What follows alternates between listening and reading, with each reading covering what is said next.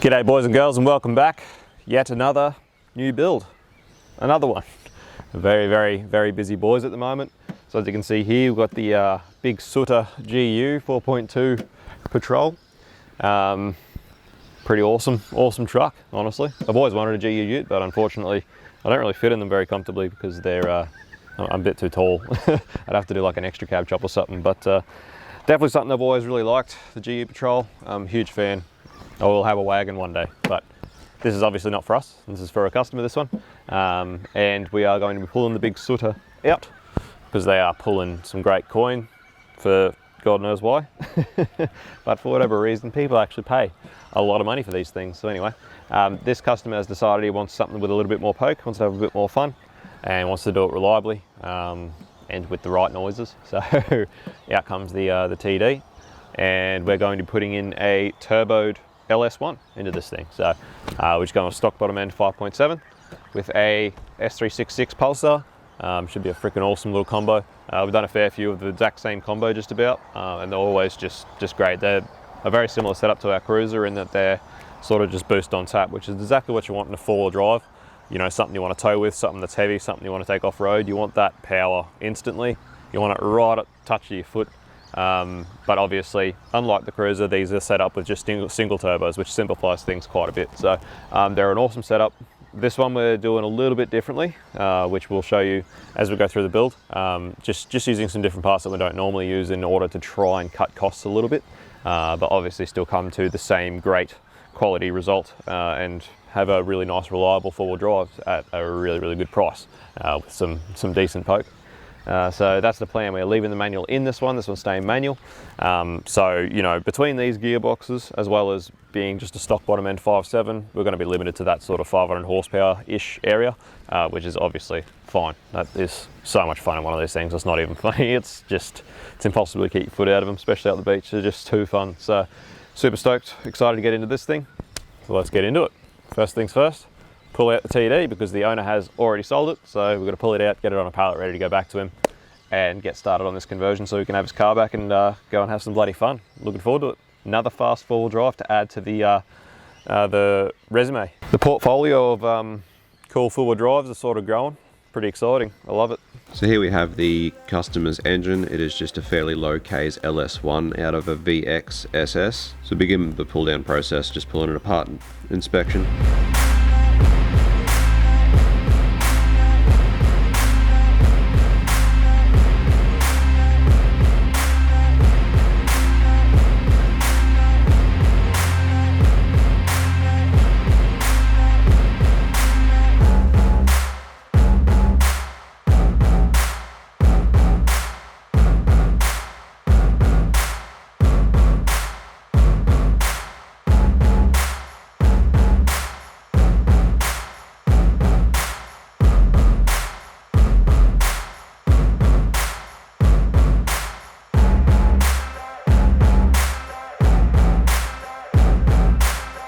So for this particular conversion, we've opted to go for the Castlemaine rod shop conversion gear.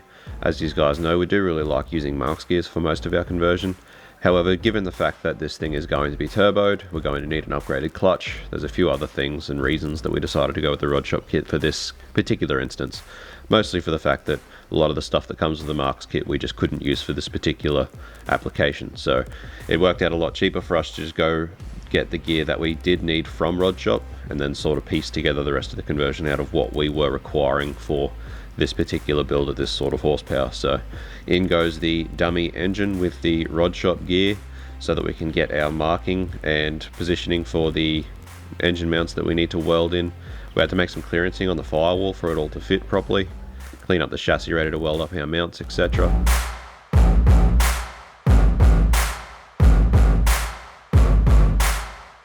Clean up our mounts ready to be welded onto the chassis, and then it was all systems go for getting into position and getting them tacked, and then getting this thing out and getting these things welded in properly for their final position.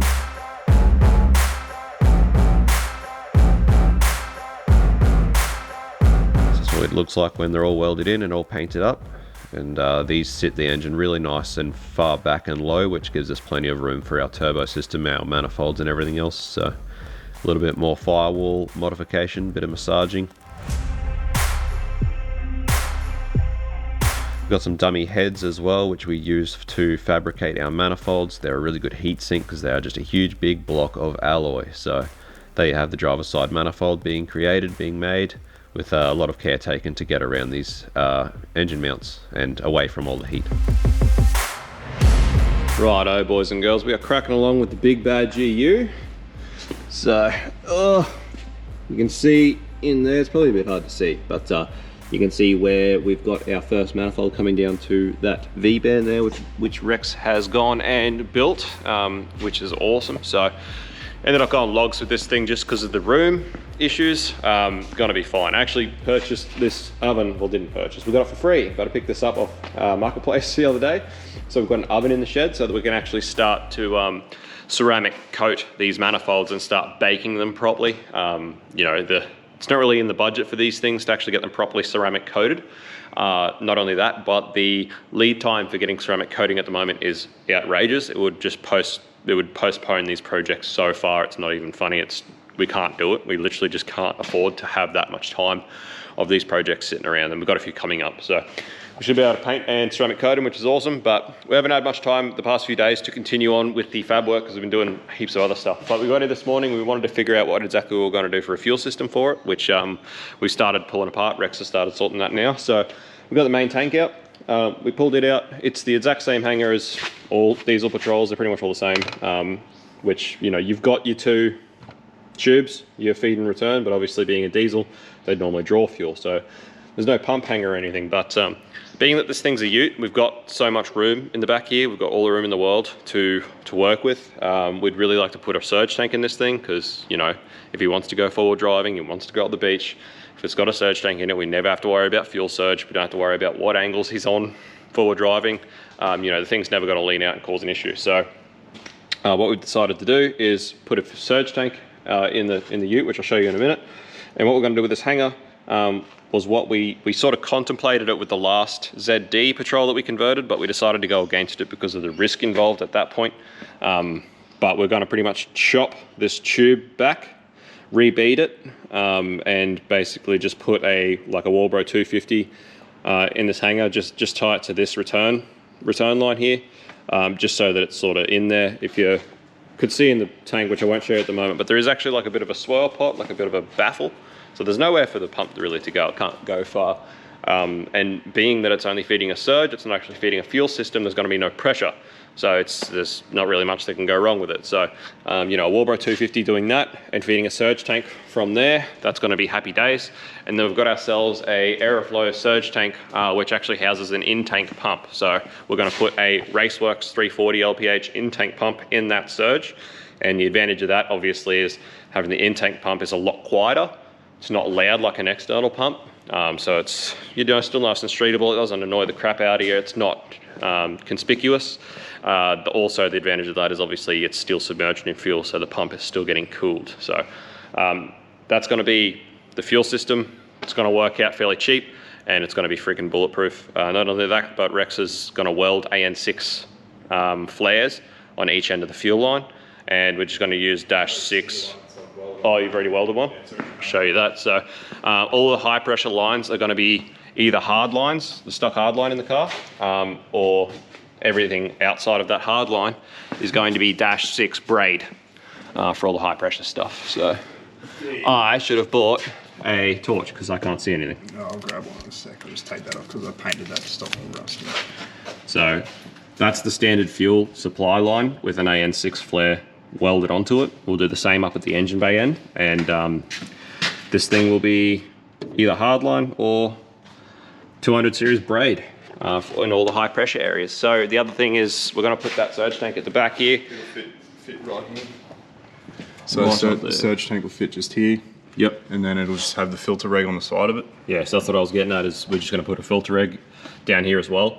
So that'll just return it straight back into the surge down here, and it'll just be the single feed line deadhead up to the LS, where we'll be making some pepper out of this turboed LS1. So that's the idea for the fuel system that we've come up with, which is going to be awesome.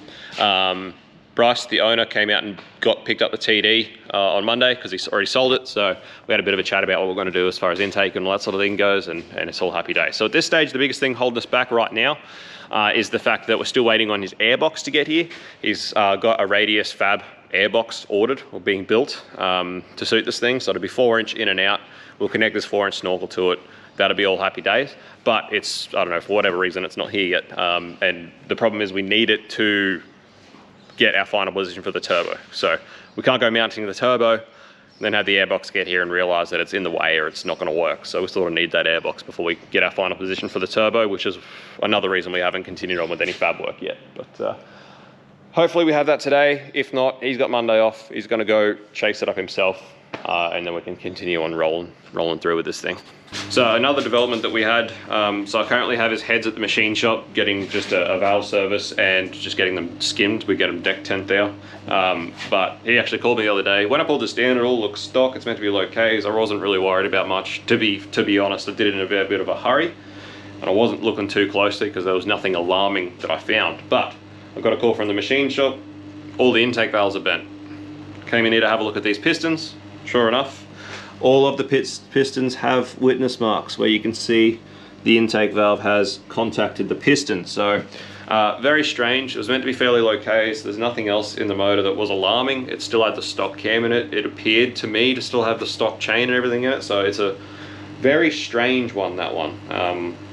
Not really sure what the go is there, but yeah, just going to go back over this bottom end really closely and make sure nothing else is funny, because it is something that I missed.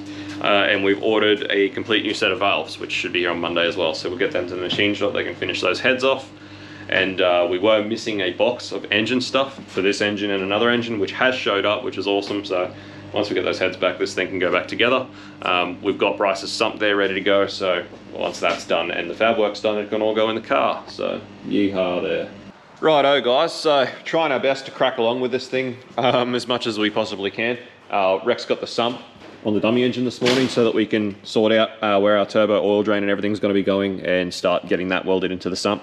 The biggest thing we've been waiting on to continue with our manifolds has been the airbox. Originally the plan was a Radius Fab airbox up in the corner here, which they are a great item. Unfortunately, it just Radius Fab, obviously like everyone, they're probably just super busy, and they can't get us the airbox. They can't really give us a decent ETA. We didn't order the airbox, the owner ordered it. But yeah, he's been chasing it up with them pretty much all last week, and it's sort of just got nowhere. Just a product of trying to get things in a hurry at the moment. Anyway, it is what it is, but pretty much with that holding up the build at this stage, or at least continuing with the fabrication, it's sort of just created a bit of an issue. So we've been sort of looking around at alternative options this morning, and we've come up with going to a Patrol Doctor bonnet entry snorkel and airbox kit. The huge advantage of this obviously is that the Patrol Doctor bonnet entry setup is all 4-inch all the way through. It's a nice, huge, big airbox with 4-inch inlet and outlet. You know, the owner's pretty happy to go to a guard entry. He just wants to see if we can get it powder coated black, which we can. We called them early this morning. They did have them all on the shelf, so we don't have to wait for it to get made. We just may have to wait for it to get powder coated, but that's the way it's going to be. He's going to have to find a new guard, but he's pretty happy to do that. The other option was obviously run the Patrol Doctor High Flow ZD style airbox. It's only a 3.5-inch inlet though, which at 500 horsepower, not sure whether that would be a restriction or not. Never really tried 3.5-inch inlet on like a 500 horsepower turbo car. We've done a few like 500 horsepower cars and found obviously that 3-inch inlets are a huge restriction, around 10% at that sort of power level. So it was a bit of a gamble as to whether we went with the ZD style airbox, kept this current snorkel and just wait and see whether 3.5-inch was going to be any sort of restriction, or whether we just go bonnet entry and go 4-inch all the way through and know that it's going to be fine. And that's what he decided to do. So that's that made, which means we continue with the fabrication now. In the meantime, Rex has been sort of just having a look at the loom that was supplied, mapping that out. It's actually quite a good quality loom. It's in quite good condition, so that's awesome. Our new valves for the engine are at the parts shop. We're going to get them to run them to the machine shop to give them to the guy who's doing the machining. He's got the heads. So that means hopefully our heads will be back later this week, and this thing can just pretty much keep on steamrolling ahead. So Rex is sitting here doing important wiring things. Righto guys, I think that'll pretty much do us for an episode of the Big GU. Snorkel's been ordered, hopefully it won't be too long, but yeah, like I said, we'll keep cracking along with it. Look forward to the next episode. We'll try and go a bit more in depth in the wiring, as I know it's something that interests a lot of people, and it is something that we sort of missed when we did both the Land Cruiser and the yellow ute. I wasn't here when Rex did the wiring for the shop ute, and I know a lot of people were pretty interested, so we'll try and go through that a fair bit in depth with you for the next episode, but yeah, tune in for that one. Really looking forward to this build. Love doing these LS conversions, particularly when people want to go boosted. It's freaking awesome. And yeah, really looking forward to this thing. Thanks for watching. As always, guys, we'll see you on the next one. Peace out. See you. Bye.